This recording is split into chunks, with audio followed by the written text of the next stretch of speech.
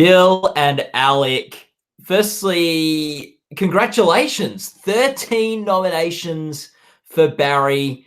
We'll start with Bill. Where were you when you got that news? I was in Hamilton, Ontario, shooting the sequel to the movie It. And I woke up and my phone started buzzing, and the hours on this movie have been very long, and we were shooting a night shoot the night before, so I was very exhausted, and it didn't dawn on me that the Emmy nominations had come out until I started getting texts, and I went, oh my gosh, it's Thursday, because I totally forgot what day of the week it was. So it was a nice surprise. And Alec? I went to grab breakfast, and the TV was on at the place I was sitting and eating, and so I got to watch a few of them live. And then the way they did it is they announced a few of the categories, and then they just ran something that said the rest of them are online now. So I had to sort of search, and there's that 10-minute period between when you think you might have gotten nominated and when you can actually scroll through all of the stuff and find the real nominations. Yeah. So there was a bit of sleuthing, but no, the results were good. We were super happy. Of the 13 nominations, was there one in particular that you found particularly surprising, or you're particularly pleased that the show is able to pick up? I mean, to me, Henry Winkler is the one that makes me ecstatic. He's such a lovely guy, and at one point was the most iconic TV character on Earth. To see people kind of put him up there again is just awesome. And he did such a great job for us. So that one makes me ecstatic. And then I think just all of the technical categories, our cinematographer and our editors, and the fact that all those people really, really busted their asses for us and did a great job and are getting recognized makes me ecstatic. So really all of them other than Bill's nominations? Yeah, I don't care for him. He does fine. He doesn't need them. Yeah, I don't need him. No, but I was very happy for Henry, and I was super happy for super happy for our Dobro and Matt and all the sound guys, and Kyle and Jeff, our editors, and all those people. Just we write the thing and come up with it, but it's hiring the right people who elevate it to a place that we're not even expecting it to go, and so it's nice that those people get recognized. And onto your nominations, Bill. You got nominated for, I believe, 4 for Barry. You've also got 1 for Saturday Night Live as well. Is there one you'd want to win more than the others? Writing, directing, acting, series? No, I mean, it's just, no, like you're surprised just to get nominated, So I mean, and it's all, just great people, in those categories. So, I'm just included. Yeah. And you're up against Donald Glover in every single category that you're nominated in. Yeah. No, and it's cool though, because Atlanta is my favorite show on television. So it's cool to be in that company. Well, you two created Barry. Would you like to sort of just talk me through how the show was conceived, Alec? Well, I'm exclusive to HBO in TV, and so if I was gonna create something new other than Silicon Valley, which I also work on, it was gonna be at HBO. And Bill signed a deal to do a show at HBO, and so we were both at HBO, and we have the same agents, and we were fans of each other's work, so we just sort of started talking. And we would meet once a week at this diner in Culver City and kind of knock ideas around. And we spent a couple months rolling a big rock up the hill that was some other idea. And eventually we kind of realized that it was a terrible idea and it was not going to work as a series. So we threw that out. And then oddly, very quickly, I think Bill just said, what if I were a hitman? And my reaction was, I hate that. I don't like hitmen. There are more hitmen on TV than there probably are in the real world. True. and then he said, no, but we can kind of play with that trope because it would be him as a hitman, not like a cool guy. Yeah, not a sexy cool guy. Just just Bill. Dirty. Yeah. We started knocking that around, and then it was sort of like, okay, well, he's a hitman that doesn't want to be a hitman. What does he want to do instead? And then I don't even remember the genesis of it, but very quickly we kind of came up with, oh, what if he wants to be an actor? And then we started coming up with all these really kind of interesting parallels between those two worlds, that like a hitman has to be anonymous and live in the shadows and cut off from their emotions, and an actor has to live in the light, literally, and access their emotions and, divulge their inner truths, and they can't hold anything back. And it just started to become a really interesting sort of, like a guy caught between two worlds. And in order to do one thing well, he has to put himself at risk in the other world. Now, Bill, you are an actor in real life. You are playing someone who's getting into acting in Barry. How similar or different is your process to that of Barry's? Oh, I never took a class like this. I never had that experience like the one Barry has. I took an improv class at Second City in LA and just went through that program. But I don't think Barry knows what his process is. I think he's trying to. He doesn't have a process down. He just knows. If you've seen the show, he did something terrible and inadvertently used it, and people went, "Wow, that was good." But it was interesting having to play bad, and some of the other actors on the show, I felt, did a great job at bad acting. Sarah Goldberg and Darcy Carden and Kirby. They were just great, and kind of Ryder Doyle and Antonio. All of them were just fantastic. And so I looked at true crime shows a little bit because they do those reenactments on true crime shows. So the reenactment on true crime shows is usually some pretty bad acting. But I also think about when I started out and not just like little things like you don't know where to put your hands, you're nervous, you talk low, the idea of reciting something as opposed to just acting. That's all stuff I've done in the past that I just, would try to remember. And in the lead actor race, you submitted the episode, I believe it's episode 7 of the series. Why did you choose that one? The successful one where I cry. No, it's like, and there you go. I cry in that one. And no, I think that's our best episode of the season. Alec directed it. Liz Sarnoff wrote it. And I just think that episode's where kind of all the, the narratives kind of just all hit in that episode, and kind of what Barry's arc kind of concludes in that, and how it cross-cuts with Sally's arc and everything. But I just think as an episode of television from top to bottom, it was just everybody did a phenomenal job, from Alec to Jeff Buchanan, our editor, to Paolo Dobro. It has my favorite scene in the entire series, which is the scene between Barry and Chris in the car. So I was just happy with that episode.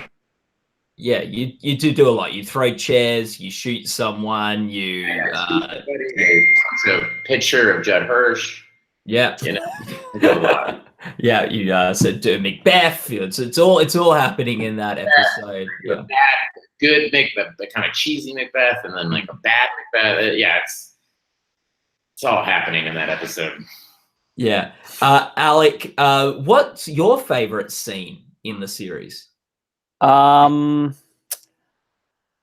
that Chris scene is pretty awesome, and it was one, like, shooting it. It was one of those things where all I had to do was point the camera at the actors,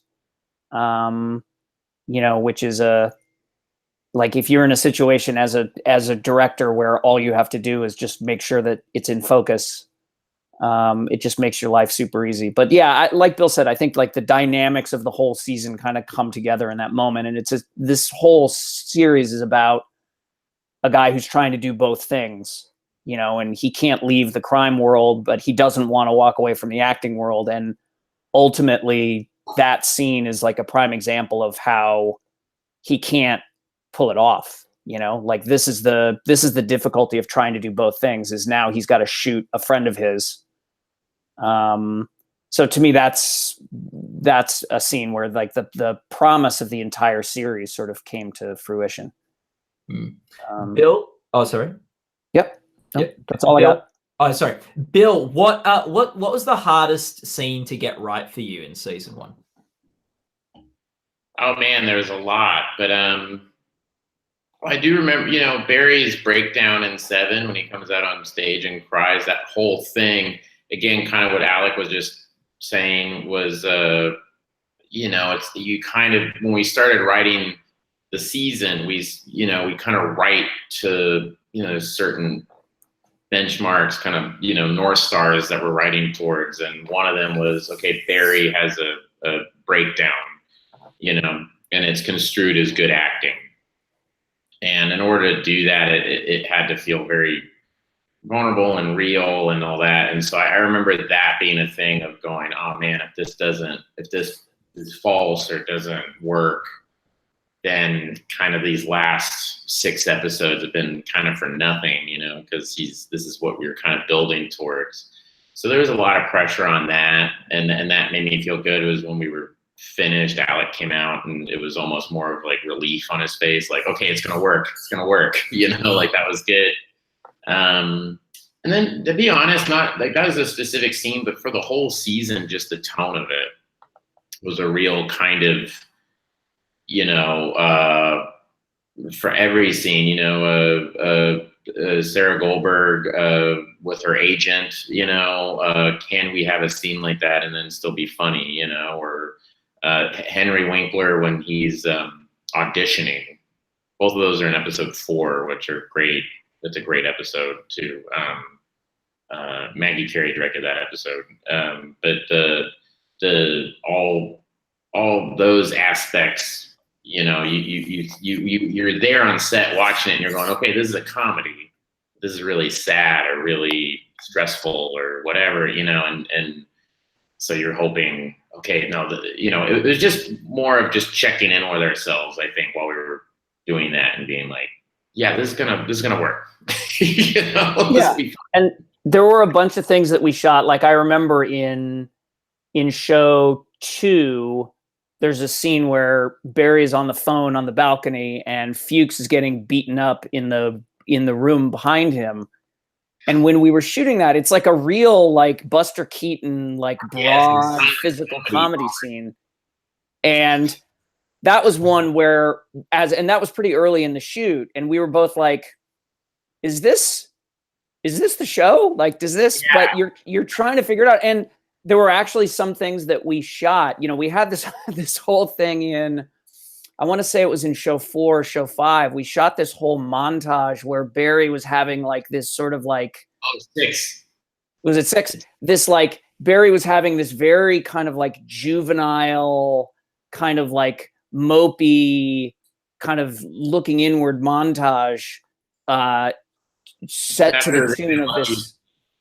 It was after the Sally I love you scene where we say I love you, and then I realized she doesn't love me anymore, and we thought, oh, he's like, yeah, he's like a 15-year-old. Yeah. So it was him being like mad, and there was a Haim song, keep running if I call your name, that song. And it was him just like hitting walls and laying around. Hiro Murai directed that episode, and we were laughing so hard on set, and the editor cut it together, and we were laughing so hard. And then when you saw it in the episode, it just went boom. It just didn't work. Yeah. So also, I mean, that episode. Also, that episode is when remember when I try to smother Fuchs? Yes. Yeah, Fuchs. There's Taylor raises the idea that Barry could kill Fuchs. And then there's a scene where Fuchs is asleep in the hotel room and Barry is leaving, and he puts a pillow over Fuchs's face and is trying to decide whether he can smother him or not. And it was this really funny thing of like he kept putting the pillow over his face, and Fuchs would sort of stop snoring, and then Barry couldn't do it, and he would take the pillow off, and it was really funny. But it's so interesting when you look at it in the context of the show. It just didn't work, you know. Yeah. So we were kind of policing the tone through the writing process, through the whole shooting process, and then into the edit. It was just like, you know, and I always liken it to just two knuckleheads standing by a piano hitting different keys and just going, does this sound right? Does this sound right? Does this sound right? And a lot of it we just found that way. We have good editors too, Kyle Ryder and Jeff Buchanan, who also would be like, you know, they're really smart guys, but they're also like, you know, like us, like kind of film snobs. They're going, what the heck is this, man? Like, this is no. We would go, oh, okay. Well, they don't think it's cool. Well, let's not have it.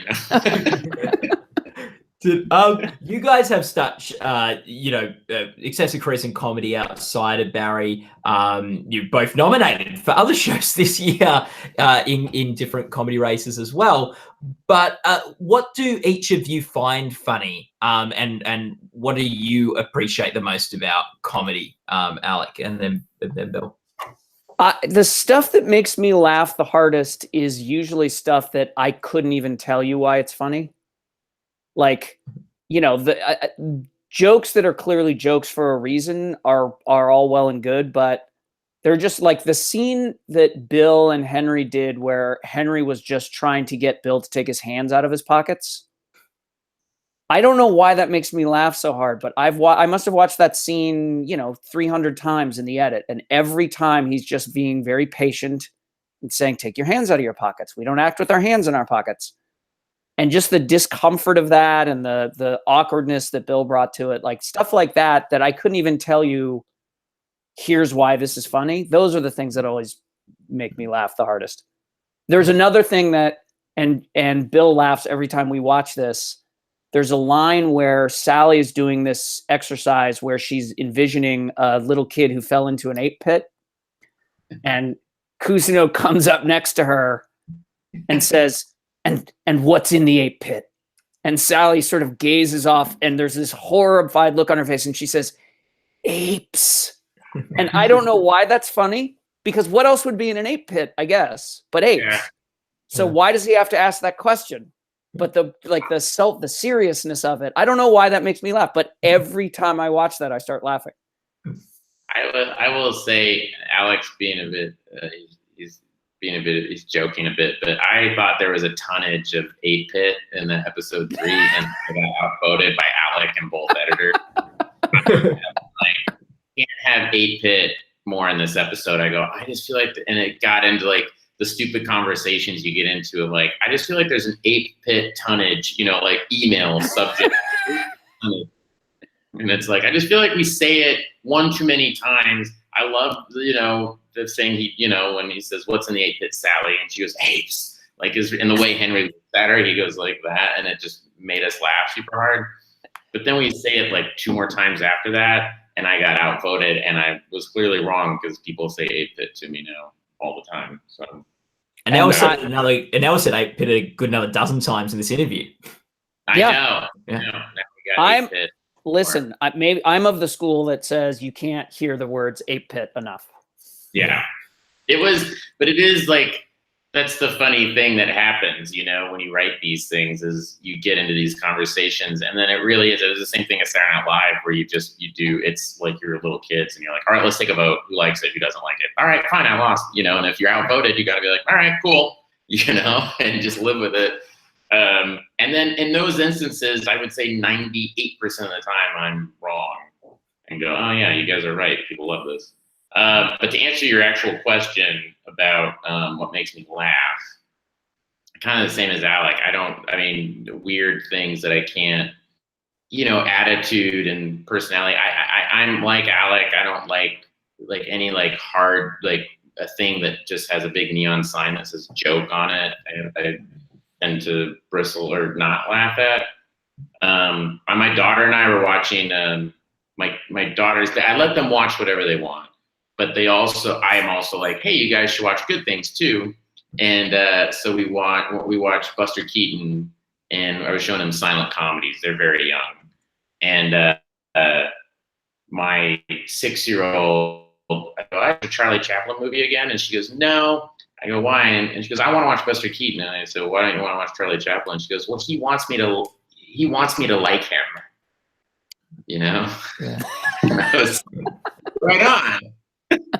That's very astute, she likes Buster Keaton because he's just stone-faced and he's just going about his day and bad shit's happening to him.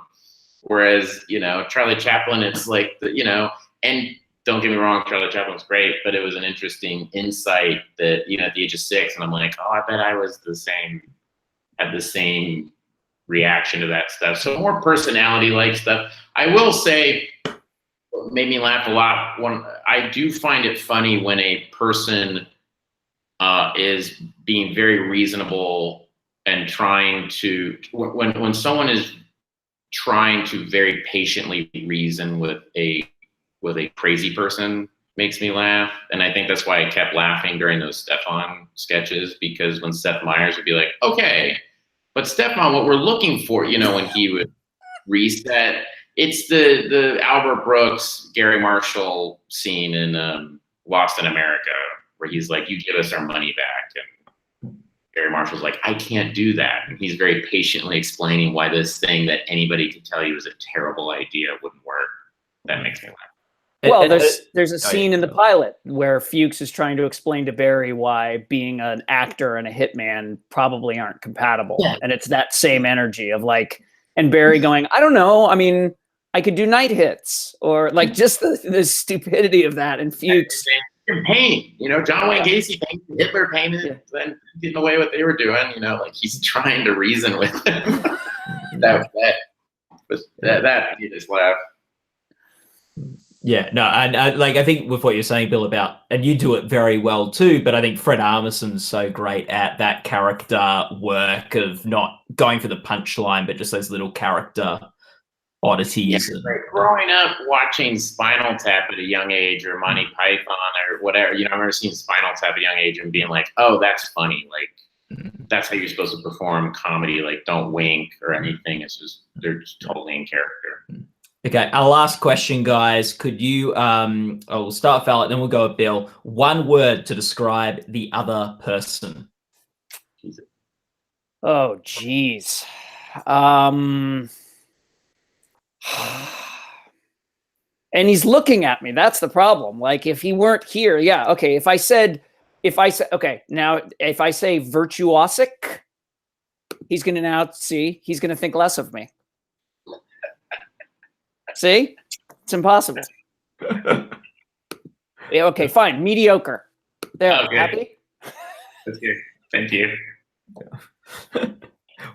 So, Bill, what was one word you used to describe Alec?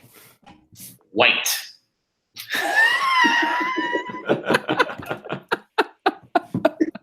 Words that will surely help with the Emmy campaign. Yes. Barry. White, mediocre. White and mediocre. Yeah. Now we're going to lose by even more than we were going to lose by before. We're going to lose by a lot, but now we're really going to.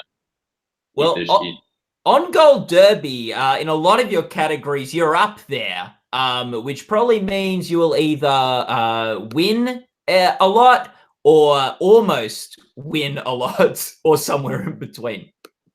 Oh, well. That, I will say, one of the things that I always find really funny, and we've had this, it's less with Barry and more with Silicon Valley, that when people, we've gotten nominated the last few years for Silicon Valley, and people write the reviews of who got nominated and why. And almost without exception, when they talk about Silicon Valley, they always say, and sneaking into the last spot. And it's like, they didn't announce the vote tallies. You don't know. How do you know we got the least number of votes? But everyone was just like, and grabbing that last nomination.